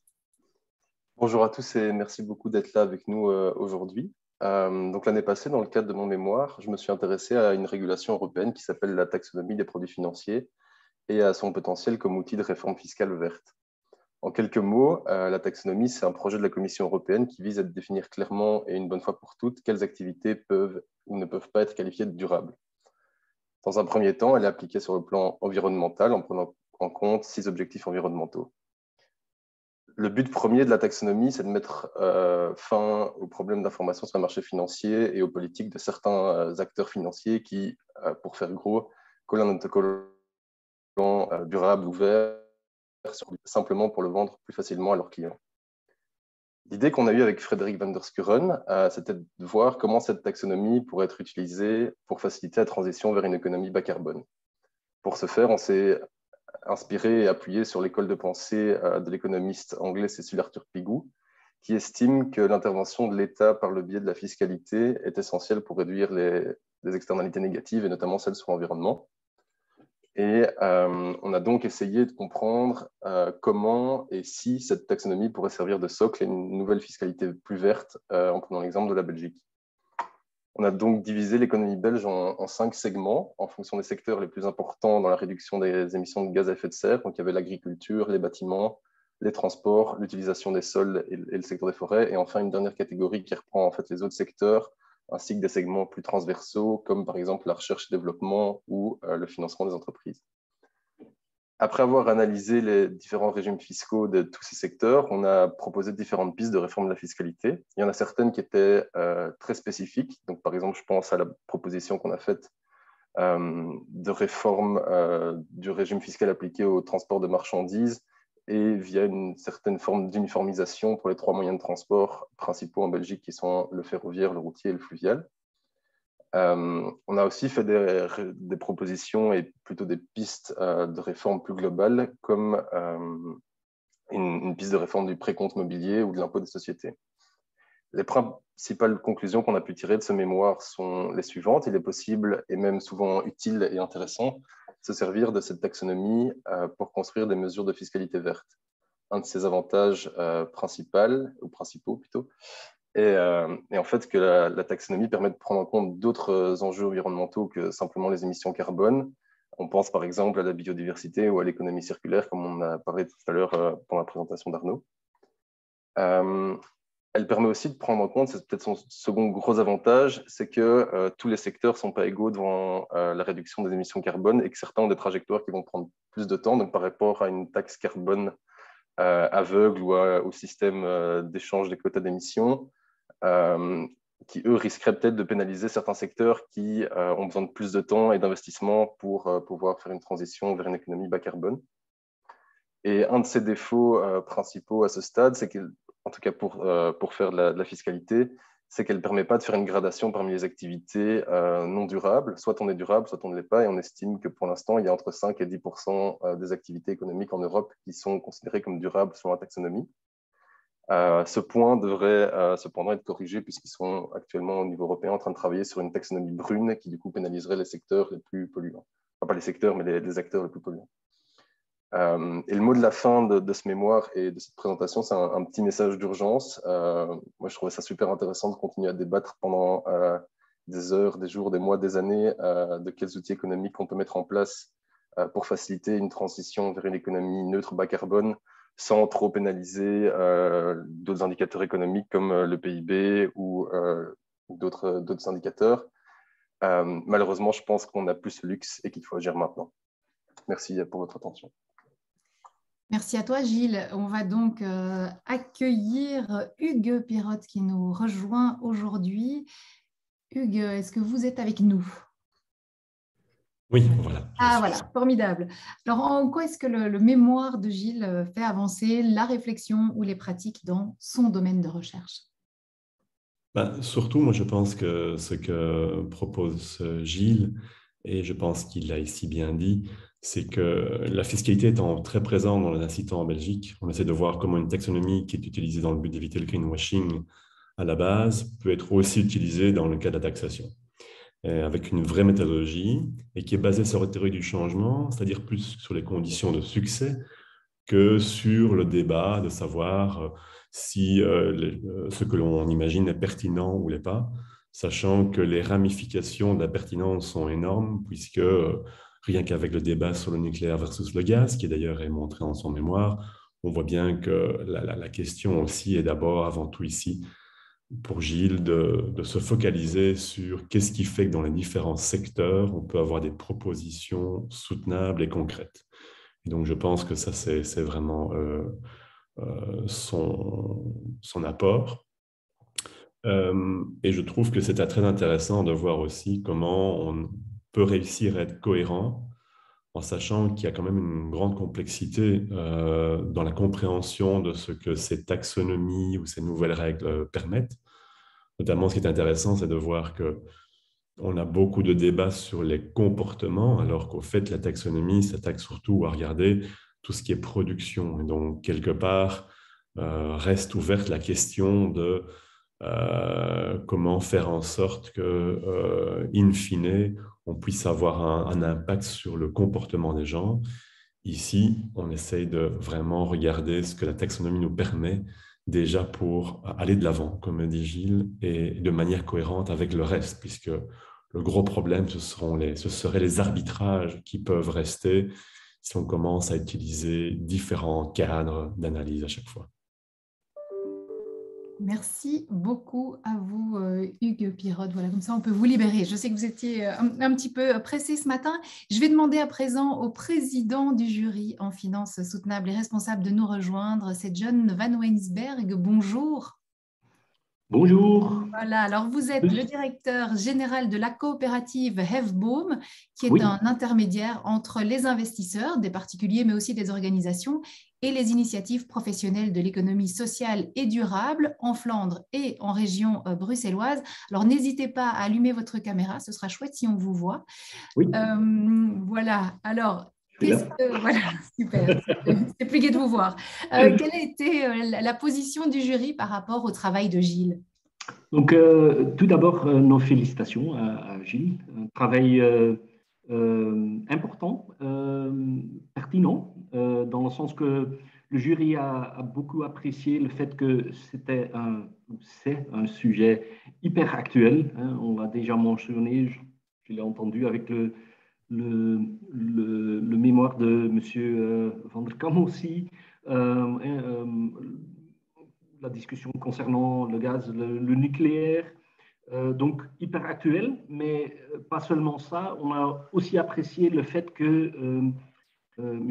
Solé a fait un travail détaillé, un travail avec une bonne méthodologie, hein, donc on a apprécié ça, et en plus, peut-être le plus important, c'est que les recommandations qu'il a formulées sont intelligents, pointus, importants dans le sens que pour nous, ça pourrait être une guide peut-être pour la mise en œuvre de la fiscalité belge en ce moment. Et donc, dans ce sens, des recommandations qui sont utiles et ils n'évitent pas la discussion. Donc, dans ce sens, ce ne sont pas je dirais, des recommandations faciles, mais il a bien élaboré et donc on a apprécié le travail de M. Solé. Formidable, merci à vous pour votre intervention. On se retrouvera dans quelques minutes. Gilles, on va passer aux questions-réponses. N'hésitez pas aussi, vous, si vous n'avez pas encore posé votre question, à le faire dès à présent. Une première question, Gilles, est-ce que taxer les transactions financières et plus fortement celles qui sont moins durables ne serait pas une piste à investiguer? C'est une bonne question sur laquelle je n'ai pas travaillé directement. Je sais que ça a été discuté au niveau européen également, de taxer pour éviter la spéculation financière en particulier. Est-ce que ça peut être une idée? Je pense que ça peut être une idée dans le sens où on voit qu'il y a beaucoup de transactions maintenant qui se font qui sont vraiment juste spéculatives et plus avec une stratégie d'investissement de plus long terme. Maintenant, il faut voir les questions que ça peut poser aussi. Déjà, comment est-ce qu'on classifie ce qui est durable et ce qui n'est pas? La taxonomie peut certainement aider, mais donc voilà, c'est évidemment très complexe. Et à ne pas créer des problèmes aussi de liquidité sur les marchés, donc il ferait qu'en fait certains actifs économiques et financiers seraient plus difficiles à revendre, qui pourraient décourager, je pense, certaines personnes d'investir sur les marchés. Et potentiellement créer d'autres problèmes de stabilité financière. Une question de Tanguy. La taxonomie européenne est une belle avancée. Aujourd'hui, plusieurs pointent les défis suivants. 1, l'extension de la taxonomie pour prendre en compte les défis sociaux et pas uniquement environnementaux. Travail en cours, mais actuellement, la taxonomie est très loin de prendre en compte les enjeux des 17 SDG. 2, l'absence de contrôle sur les produits financiers qui respectent ou non la classification entre articles 6, 8 et 9, du moins durable au plus ambitieux de la SFDR, Sustainable Finance Disclosure Regulation, qui s'appuie sur la taxonomie. Que pensez-vous des perspectives de solutions sur ces défis? Alors, en deux temps, d'abord sur la taxonomie sociale et les défis sociaux. Donc, c'est vrai que pour l'instant, la première taxonomie, donc je le disais, qui a une portée plus environnementale, a peut-être ce défaut qu'elle ne prend pas assez en compte les enjeux sociaux. Pour l'instant, ce qu'elle dit, c'est que en fait, pour être durable, une activité doit, en plus de son apport environnemental, avoir respecté au minimum, je pense que c'est les chartes de CDE et de l'ONU sur les droits de l'homme au travail. Donc, on est sur un niveau assez basique au niveau social. Donc, en effet, il y a une taxonomie sociale sur laquelle il y a du travail qui est fait pour l'instant, sur lequel le groupe d'experts travaille pour l'instant, sur laquelle je suis curieux et je ferai à mon avis le suivi des résultats là-dessus. Mais donc, en effet, c'est extrêmement important. Ensuite, sur l'absence de contrôle des produits financiers, c'est vrai que c'est quelque chose, une question que je n'ai pas spécialement adressée dans le mémoire, mais que je me suis posée à de nombreuses reprises, c'est de savoir qui va vérifier en fait que toutes ces choses sont bien faites. Est-ce qu'on va avoir des énormes cabinets d'audit qui vont venir vérifier que chacun respecte bien ce qu'il va écrire dans ses reportings et dans ses différents papiers. Donc, cette question de contrôle est très importante. Et je pense que c'était, en tout cas, au moment où j'ai travaillé sur mon mémoire, assez peu clair dans les différents papiers de la Commission européenne. Donc, en effet, je pense que c'est aussi un point très important. Merci Gilles. Alors, encore une question. Bonjour Gilles, c'est Philippe Gallois qui te la pose. Félicitations pour votre travail. Vous avez évoqué le précompte mobilier. Pourrait-on envisager un précompte différencié selon que les revenus mobiliers proviennent d'actions ou d'obligations d'entreprise considérées comme durables ou non en fonction de la taxonomie? Tout à fait. Moi, merci beaucoup pour les félicitations. D'ailleurs, peut-être des autres questions auparavant. C'est un point qui est abordé dans le mémoire et que j'évoquais très brièvement tout à l'heure. C'était une des pistes, c'était d'en fait avoir une espèce de classification. Donc en fait, il faut savoir que la taxonomie va pouvoir donner pour chaque acteur un pourcentage de l'activité qui est durable, puisque la plupart des acteurs, en tout cas des grands acteurs, exercent plusieurs activités économiques. Donc on va pouvoir dire, par exemple, que Coca-Cola, c'est un mauvais exemple, mais qu'ils ont 8% de leur activité qui est durable environnementalement. Donc, on pourrait imaginer une espèce de gradation du précompte mobilier qui est actuellement, je pense, à 30%, de dire, en fait, les plus durables vont devoir payer un précompte mobilier de 25% ou 20%, là où les plus polluants vont devoir payer un précompte immobilier nettement plus élevé, ce qui va du coup inciter les investisseurs sur le marché financier à investir dans des actifs financiers qui sont liés à des entreprises durables. Question de Patrick Debuquois, et n'hésitez pas aussi à poser vos questions à Gilles. Merci aussi pour cette contribution et pour ce plaidoyer. Il me paraîtrait utile de compléter cette analyse par une analyse de la façon dont la notion de risque est actuellement détournée de sa pertinence première, le risque climatique, au profit du prétendu risque d'adaptation en vertu duquel les intérêts établis s'opposent aux mesures visant à promouvoir le changement. Ceci est d'autant plus inquiétant que de nombreuses actions citoyennes réussissent actuellement à forcer des gouvernements à adopter des politiques plus volontaristes en matière climatique et que ce contre-feu met ces avancées en péril. Donc, en effet, c'est important d'avoir ces deux notions de risque d'adaptation et risque physique. Je pense que c'est le terme qui était utilisé dans mes cours à Solvay. Donc, en effet, c'est important. Il y a en effet des freins qui sont faits par le risque d'adaptation. L'année passée, il y avait un de mes amis, Théo de Scooter, qui a d'ailleurs été lauréat, je pense, du prix pour lequel je suis en train de présenter maintenant, qui avait fait son travail, et je vous invite, si vous êtes intéressé, à le lire, ou en tout cas à lire une partie, sur comment est-ce que la Banque Centrale Européenne peut mieux forcer les acteurs financiers à prendre en compte les risques climatiques. Et notamment un sujet qui m'intéressait, qui était d'ailleurs mon premier sujet de mémoire avant que je switch sur celui-ci, sur comment dire, simplement sur les besoins en capitaux qui seraient différenciés, donc sur les règles macro-prudentielles qui seraient différenciées pour les acteurs qui investiraient plus dans des actifs durables, dans des actifs financiers durables. Donc, en effet, très intéressant et très important d'être attentif à cela.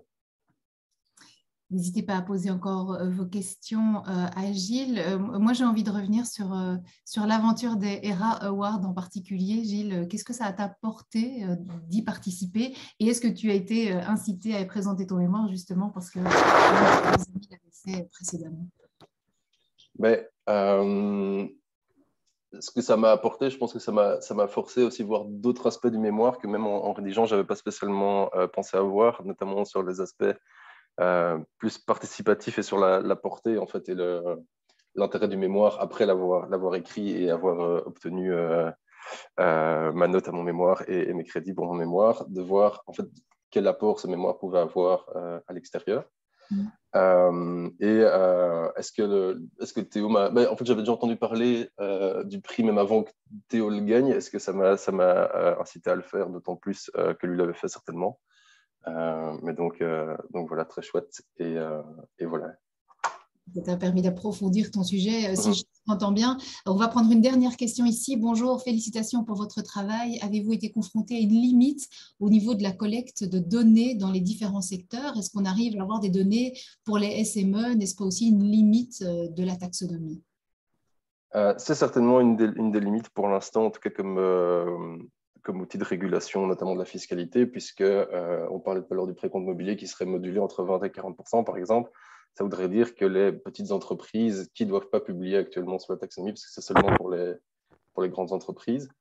Donc, on a ces petites entreprises qui, pour l'instant, n'ont pas d'obligation de publier. Alors, une des pistes qui est suggérée dans le mémoire, c'est de leur proposer de publier sur une base volontaire, donc de dire, voilà, les meilleurs qui, en effet, pourraient avoir un gain potentiel fiscalement en publiant et diminuer, du coup, leur précompte mobilier ou leur impôt des sociétés ou n'importe laquelle des mesures présentées, de pouvoir publier volontairement et alors bénéficier de ces réductions d'impôts.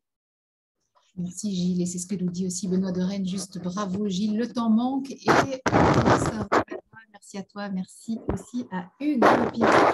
On va passer à présent au dernier travail présenté ce matin, c'est celui de Pauline Rodberg. Bonjour Pauline. Bonjour.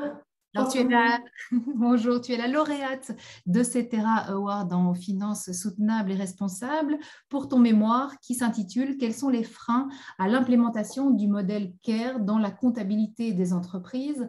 Tu as terminé ton mémoire en ingénieur de gestion à la LSM, donc la Louvain School of Management de l'UC Louvain, en août 21, et tu es actuellement assistante dans cette même Louvain School of Management pour l'Institut de recherche Lourim. Alors, tu as eu comme promotrice Karine Serrada, qui est là, qu'on retrouvera tout de suite, un professeur à la LSM de l'UC Louvain. Elle enseigne notamment la gouvernance des entreprises et la comptabilité, et elle est administratrice de plusieurs ASBL. Alors, est-ce que tu es prête, Pauline? Oui, je suis prête. Alors, on t'écoute. Donc, tout d'abord, bonjour à tous. Merci d'être là aujourd'hui. Donc, moi, je vais débuter par une première question. C'est c'est un peu ma question personnelle à laquelle j'ai débuté mon mémoire, ma réflexion de mémoire, qui était: est-ce que la comptabilité est la discipline de gestion oubliée de la durabilité? Donc, pour remettre les choses un peu dans leur contexte, j'ai réalisé, donc, dans le cadre de mes études d'ingénieur de gestion, un master en responsabilité sociétale des entreprises. Et dans ce cadre-là, j'ai eu l'occasion d'étudier divers cours de gestion, du marketing, de la finance, des ressources humaines, avec un focus sur la durabilité. Le seul cours pour lequel je n'ai pas été réellement satisfaite était la comptabilité financière. Alors, bien sûr, j'ai étudié tout ce qui concernait la publication des rapports extra-financiers, mais moi, ce que je voulais réellement savoir, c'était si on pouvait vraiment inclure la durabilité au sein des bilans comptables, comme je les avais étudiés en bachelier. Et donc, c'est comme ça que j'ai fait mes recherches et que j'ai découvert le modèle CARE, donc comptabilité adaptée au renouvellement de l'environnement. Alors, la comptabilité CARE, en fait, c'est une comptabilité qui fait la promesse d'intégrer les capitaux naturels et les capitaux humains au sein même des états financiers, et ce, au même titre que les capitaux financiers. Donc, c'est en ce sens qu'on dit que la comptabilité CARE adopte une approche 360 degrés. Alors, un des avantages de la comptabilité CARE, c'est tout simplement qu'elle s'intéresse à la discipline de la comptabilité, qui est une discipline de gestion commune et obligatoire à l'ensemble des entreprises. Et donc, imposer cette durabilité au sein des états financiers, c'est assurer un certain niveau de transition écologique et sociale des entreprises. Mais donc voilà, moi, après avoir étudié ce modèle, je me suis dit, d'accord, mais s'il est si parfait ce modèle, comment cela se fait-il que les entreprises ne l'ont pas déjà adopté? Quels sont les freins qui les empêchent de l'implémenter au sein de leur comptabilité? Et donc, via ma recherche, j'ai trouvé qu'il existait environ 30 freins à l'implémentation du modèle CARE. Il existe des freins plutôt communs à l'ensemble des répondants et des freins plutôt spécifiques au type de répondant, au pays ou alors au type d'entreprise étudiée. Donc, pour ce qui est des freins communs, on a par exemple le temps à l'implémentation, le fait que implémenter une nouvelle comptabilité, ça prend du temps. Il y a aussi le fait un frein de manque des ressources financières, donc le fait que les entreprises n'ont pas toujours soit des subsides ou soit même les moyens en interne pour le faire. Ou encore, un autre frein peut être le caractère expérimental du modèle, le fait que ce soit assez récent, ça n'incite pas les entreprises à le faire. Pour ce qui est des freins plutôt spécifiques, donc plutôt liés au type de profil des répondants que j'ai interviewés, il y avait premièrement les experts CARE, donc ceux qui implémentent CARE au quotidien, qui sont les consultants CARE. Et pour eux, un des freins principaux est le manque de soutien des gouvernements pour les organisations CARE, donc des organisations qui ont déjà songé à implémenter CARE ou qui ont tout simplement fait l'objet d'une expérimentation. Un des freins était le fait que ce soit risqué d'implémenter CARE, étant donné qu'on est toujours au stade expérimental et qu'on ne sait pas si c'est ça qui va être adopté par la suite. Ensuite, au niveau plutôt des freins nationaux, en ce qui concerne la Belgique, les répondants belges avaient plutôt tendance à souligner le fait que CARE, il n'y a personne, il n'y a aucune entreprise qui le fait, il n'y a pas d'organisme spécialisé pour l'implémenter, c'est risqué de le faire, etc., etc. Et donc ça, ce sont des freins plutôt, on va dire, belges qui avaient tendance à être plutôt soulignés par les répondants belges. Et puis enfin, alors, on a les freins plutôt liés au type d'entreprise. Donc, pour les grandes entreprises, le fait que CARE ce n'est pas toujours facile de le calquer sur le périmètre, sur la structure de l'organisation. Donc, par exemple, si une entreprise est implémentée en France et au Mexique, les régulations de dépollution des sols ne sont pas les mêmes. Et donc, implémenter CARE, c'est avoir deux comptabilités différentes. Or, on voudrait que le groupe ait la même comptabilité. Et enfin, pour les petites entreprises, alors là, le frein principal était surtout le manque de ressources financières, le manque de subsides et le manque donc, de soutien des autorités politiques et publiques. Donc voilà, pour faire un très gros résumé de mon mémoire. Merci pour votre attention. N'hésitez pas à poser des questions.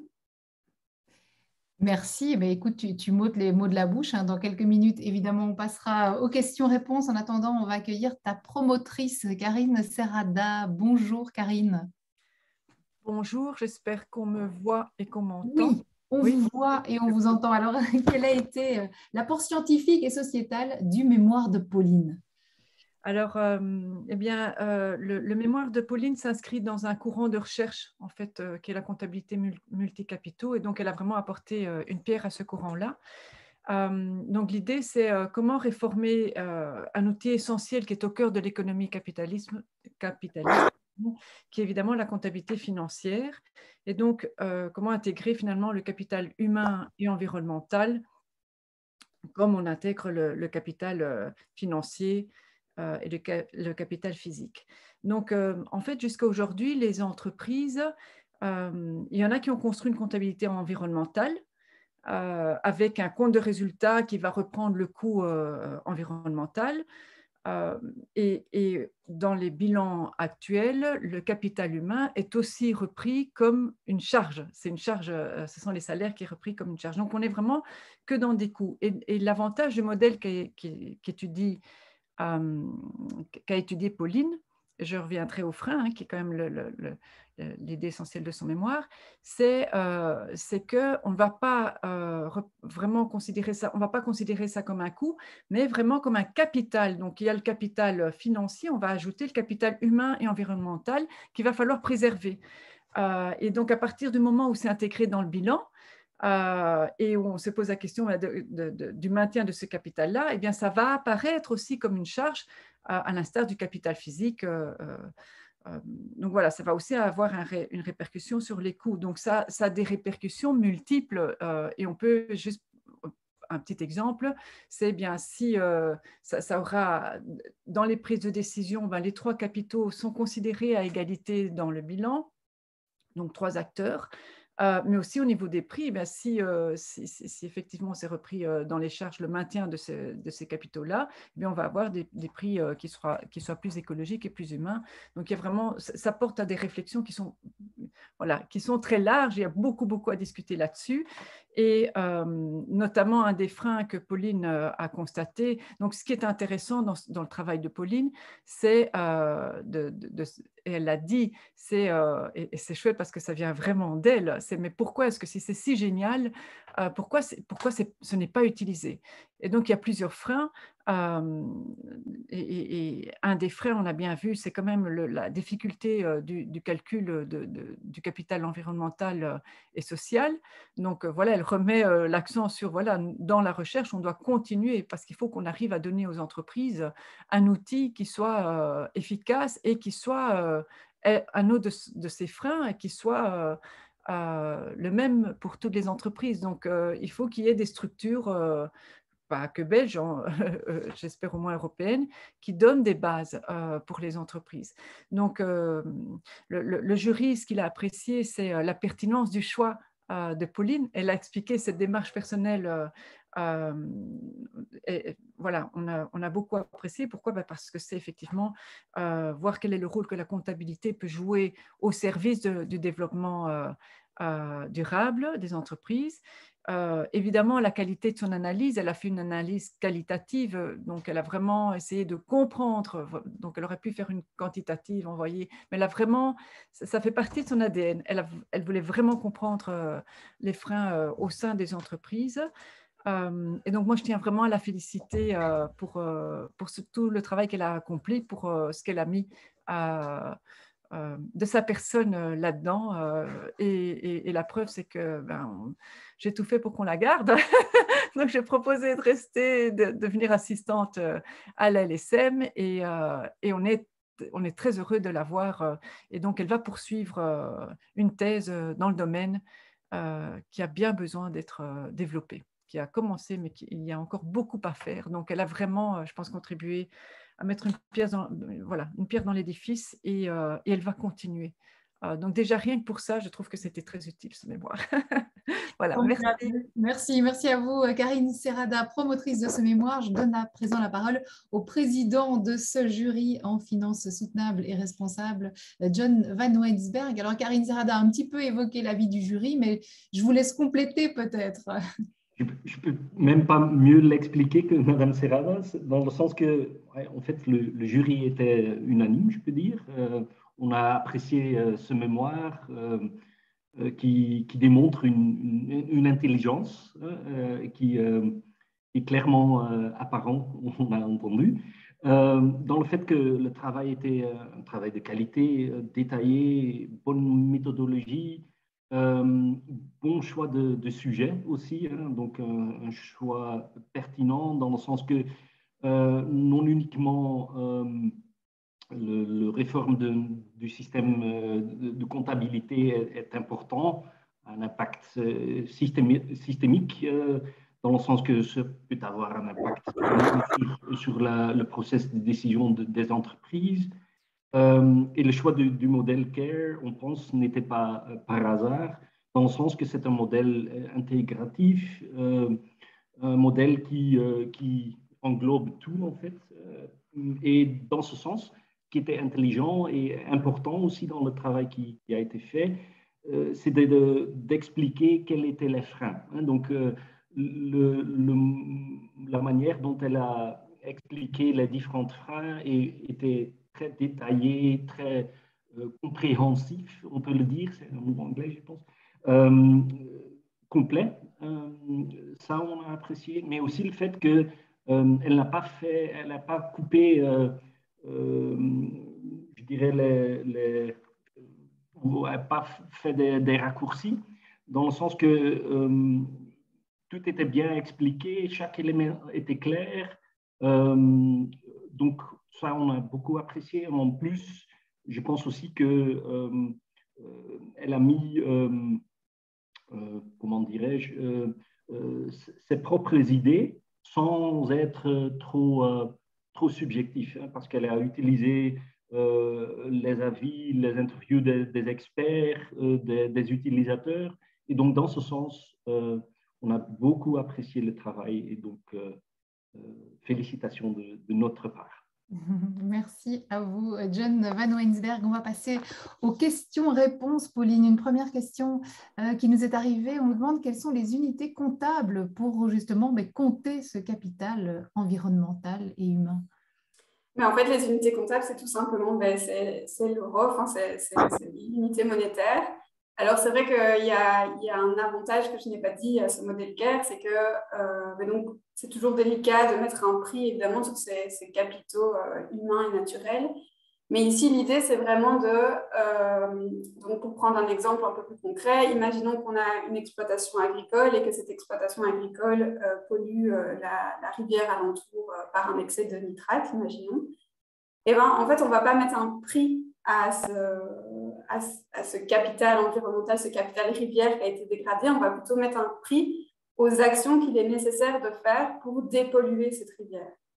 Donc, on va faire venir quelqu'un, un expert, qui va dire, ben voilà, pour pouvoir retirer ce pourcentage de nitrate en trop dans cette rivière, il va falloir faire ça, ça, ça. Ça, c'est un coût, et ça, ce sera le coût qu'on met dans la comptabilité. Ok, et pour le capital humain, alors, ça fonctionne comment? Oui, c'est le même principe. Donc, ça, c'est un peu plus encore en recherche. Donc, le capital environnemental, c'est un peu plus facile parce qu'on a un peu plus, on va dire, de recherche là-dedans. Les concepteurs de CARE savent qu'au niveau du capital humain, c'est là où ils doivent encore beaucoup s'améliorer. Mais on pourrait, par exemple, imaginer pour un salarié qu'il a un capital santé, un capital physique, et que si jamais son activité fait que ce capital physique est détérioré, je ne sais pas moi, s'il s'est cassé une jambe ou autre, et ben le prix qu'il faut mettre pour pouvoir qu'il revienne à son état de santé normal, on va dire.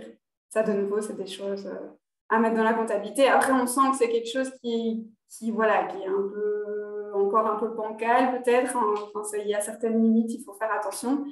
Mais c'est en cours, il y a plein de recherches qui sont effectuées là-dedans, mais c'est ça qui est intéressant aussi. Alors, c'est Tanguy qui nous demande, que pensez-vous de la convertibilité mutuelle entre les différents types de capitaux gérés par le modèle CARE ou en général, d'une part au niveau de la comptabilité éventuelle entre les capitaux d'une organisation et d'autre part à ce que cela génère à un niveau plus macro? Donc, si je comprends bien la question, la convertibilité des capitaux, donc c'est de savoir quel capital peut-être est supérieur à un autre. Ici, en fait, vraiment, le modèle CARE, il met à égalité les trois capitaux, donc les trois types de capitaux. Et donc, on a des représentants de chacun de ces capitaux. Donc, par exemple, le capital financier, ben voilà, ce sont les actionnaires, ça c'est quelque chose qu'on sait. Mais ça veut dire aussi qu'au sein des sociétés, c'est une toute autre gouvernance parce que, par exemple, les syndicats des employés ou les ONG ou les employés qui défendent le capital environnemental vont en fait avoir le même pouvoir de décision, de discussion que ces actionnaires qui ont mis le capital financier. Donc, c'est vraiment toute une nouvelle gouvernance. Et donc, c'est en ça qu'il n'y a pas vraiment, on ne peut pas justifier le fait d'avoir augmenté, par exemple, le capital financier sous peine d'avoir diminué le capital environnemental. On ne peut pas jouer comme ça dans la balance, non. Les trois types de capitaux sont à égalité et sont traités de la même manière. Je ne sais pas si c'était réellement ça la question. Alors, s'il y a une précision à apporter, voilà, il ne faut pas hésiter à le faire, évidemment, dans la conversation, Tanguy. Alors, Oulia nous dit, pour faire une corrélation, nous sentons bien qu'il y a de la température, mais le thermomètre n'est plus le bon outil pour mettre en évidence cette température. Mais comment mesurer des données, parfois et souvent non chiffrables ou difficilement chiffrables en droit humain, alors que la compta est basée sur des chiffres? Voilà, oui, ça, c'est toute la question. C'est ce que j'ai déjà un petit peu répondu tout à l'heure. Mais donc, voilà, ils travaillent sur des indicateurs. Évidemment, il y a des indicateurs qui sont plus faciles que d'autres. Comme Arnaud le mentionnait tantôt, le CO2, maintenant, on arrive à le mesurer plus facilement. La biodiversité, c'est déjà plus compliqué. Un capital seul, c'est la même chose en fonction du type d'activité d'une entreprise, si c'est une activité agricole ou si c'est, par exemple, un centre de vacances qui met des campings sur ce sol, ça n'a pas la même signification pour les deux types d'activités. Et donc ça, c'est toutes des choses, en fait, c'est des indicateurs qu'on a besoin de créer et surtout, c'est des indicateurs sur lesquels on a besoin de se mettre d'accord. Parce que si on ne se met pas d'accord, on n'arrivera pas à implémenter ce type de comptabilité. Alors, autre question de Patrick de Bucois qui nous dit « Grand merci à nouveau pour cette approche effectivement capitale, surtout dans le secteur non marchand dont les principales ressources sont humaines et organisationnelles. Il serait intéressant de faire le lien avec les études visant dans le même sens à revoir la comptabilité nationale. Y travaille notamment la Fondation Roy-Baudouin, l'UNISOC et je pense aussi la Fondation pour les générations futures. » Oui, bien sûr, je n'ai rien d'autre à dire que bien sûr, c'est vrai que si on pouvait aussi le faire à l'échelle nationale, bien sûr, c'est génial. Ici, moi, mon mémoire, il était plus, je me focusais plus sur voilà, les entreprises, mais bien sûr, cette comptabilité, elle pourrait être à l'échelle plus grande, nationale, européenne, mondiale, tout ce qu'on veut. Boris dit bravo Pauline de continuer dans cette voie. Marianne nous dit est-ce que des actions positives au niveau écologique ou social sont également reprises dans cette comptabilité, par exemple l'investissement dans la formation de ses employés ou l'amélioration de la biodiversité sur son site. C'est vrai que le positif, c'est important aussi. Oui, tout à fait, tout à fait. Et c'est ça qui est bien. C'est pour ça que les entreprises qui l'ont expérimenté sont si fans, entre guillemets. C'est parce que c'est déjà en fait des entreprises qui font des choses positives et qui ont envie que ça se sache et qu'on le voit dans leur comptabilité. Donc, bien sûr, on compte aussi les impacts positifs. Et donc, ça, c'est encourageant, évidemment, pour les entreprises qui se mettent déjà en marche. Et comme j'ai pu interviewer un maraîcher qui disait ben oui, moi, depuis que j'ai commencé mon activité, j'ai réinstauré une biodiversité immense sur mon terrain. J'ai engagé des personnes qui étaient en marge de la société ou qui étaient des personnes qui ne trouvaient pas de travail, etc. Et donc, tout ça, j'aimerais qu'on le dise quelque part parce que forcément, dans ma comptabilité financière, ça n'est pas représenté. Donc, oui, ça, si il applique la comptabilité CARE, et d'ailleurs, c'est ce qu'il souhaite faire, ce sera noté quelque part. Ouais. Alors, Tanguy te remercie pour la question à laquelle tu as répondu auparavant. Il te remercie aussi d'avoir pointé les enjeux de gouvernance derrière ce mécanisme. Cécile Delcourt dit un tout grand merci aux organisateurs, mais aussi et surtout merci pour la richesse des sujets, des questions, des débats. Là, on est ravis de nous retrouver le 10 mai et on sera ravis de la retrouver aussi. Oulia te remercie et te félicite. Et Benoît de Rennes, enfin, nous dit absolument passionnant. Une fois de plus, bravo Pauline. J'attends avec impatience de pouvoir utiliser un jour proche le modèle CARE dans notre compta de la Fondation. Je rêve aussi depuis si longtemps de le généraliser. Bon travail pour la suite. Ben oui, bon travail Pauline. Merci beaucoup, merci. Chose à en dire et pour ceux qui voudraient t'écouter prochainement, tu seras dans l'émission de Fabienne Van de Merch, Les Éclaireurs. Ce sera le 14 mai à 17h sur La Première RTBF et tu seras avec Marie Maréchal qui est lauréate du ERA Award en design soutenable et un travail qu'on découvrira ce vendredi. Merci Pauline, merci à ta promotrice, merci au président et aux deux présidents des jurys même. Merci à vous qui nous avez suivis, merci à l'équipe de la Fondation pour les générations futures qui met tout ceci en place. Je remercie encore IBA qui est partenaire de tous nos ERA Awards et puis les partenaires spécifiques à ces prix, la région Wallonne et l'Agence Wallonne de l'air et du climat pour l'économie et Financité pour la finance soutenable et responsable. Ce webinaire, n'hésitez pas à le voir, à le revoir et à en parler autour de vous. Il est visible évidemment sur le site de la Fondation pour les générations futures. On se retrouve vendredi à 10h30 autour des ERA Awards en design, je le disais à l'instant, et en démocratie soutenable. Et on se retrouve également le 10 mai en présentiel. Ce sera à l'UNAMUR pour la cérémonie de remise des prix. Merci à tous. Très, très belle fin de journée et à très bientôt.